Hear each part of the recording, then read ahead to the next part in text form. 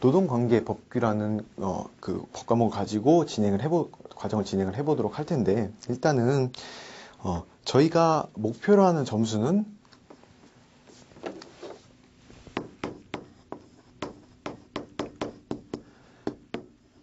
노동관계법규에서 80점을 맞는 게 저희의 목표입니다. 80점이라고 하니까 굉장히 높은 점수처럼 보이셔서 조금 부담스러우실 수도 있는데, 지금부터 80점 맞으실 수 있는 이유에 대해서 하나씩 설명을 드리도록 할 텐데요. 일단 노동관계법규 같은 경우에는 출제가 상대적으로 타 과목에 비해서 굉장히 쉽게 출제가 돼요. 그러니까 법규라고 해서 굉장히 딱딱하게 어렵게 느껴지시는 분이 많으실 텐데, 앞으로 진행을 해 보시면서 느끼시겠지만 그렇게 딱딱하지도 않고 쉽고 재미있다는 것을 느끼게 될 것이고요. 그리고 중요한 게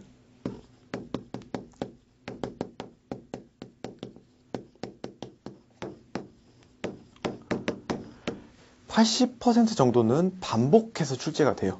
즉 과거의 시험 문제가 나오거나 그대로 나오거나 혹은 약간만 변형을 줘서 나오는 게 80% 정도를 차지하고요. 그리고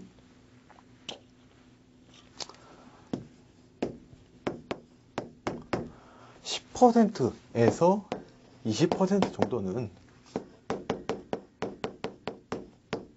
예상하지 못하거나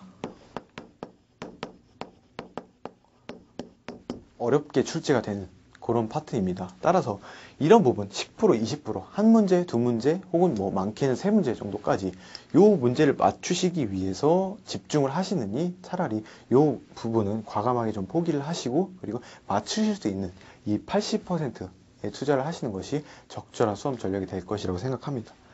그리고 마지막으로 저희 노동관계법규라는 과목이 현재 직업상담사 1차에만 적용이 되기 때문에 상대적으로 조금 등한시하는 경우들이 생기시는데, 노동관계법규 같은 경우에는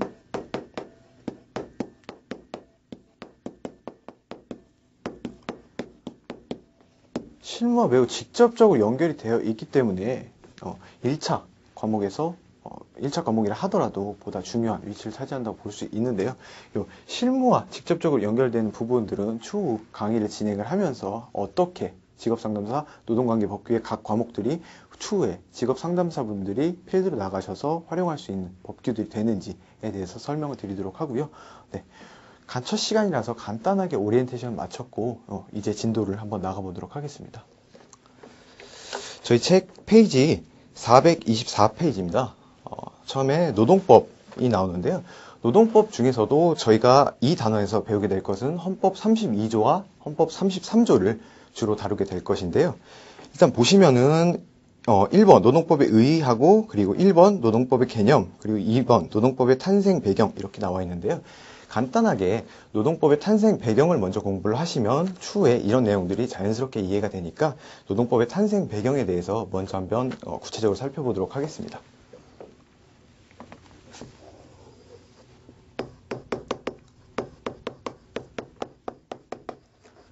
먼저 16세기, 17세기 이런 봉건 사회를 한번 생각을 해보시죠. 봉건 사회에서는 계층이 어떻게 분할이 되어 있었나요? 왕이 있었고요. 밑에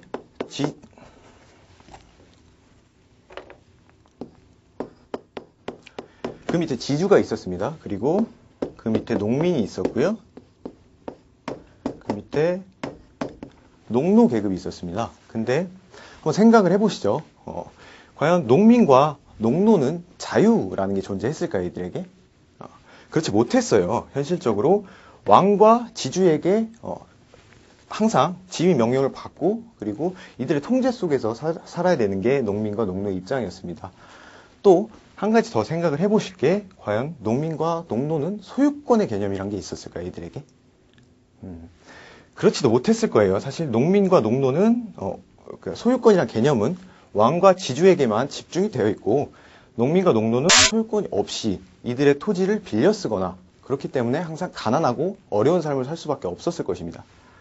따라서 이런 농민과 농노 계급이 본인들의 자유 그리고 소유권이 없는 것에 대해서 굉장히 불만을 가지게 됐고, 그리고 부르주아 계급과 결탁을 해서 그 당시에 시민혁명이라는 걸 일으키게 됩니다. 시민혁명을 일으키게 되면서 이들이 당시에 가장 바랬던 자유 그리고 소유권 개념을 확보하기 위해서 본인들의 자유를 헌법에 규정을 하게 돼요. 이를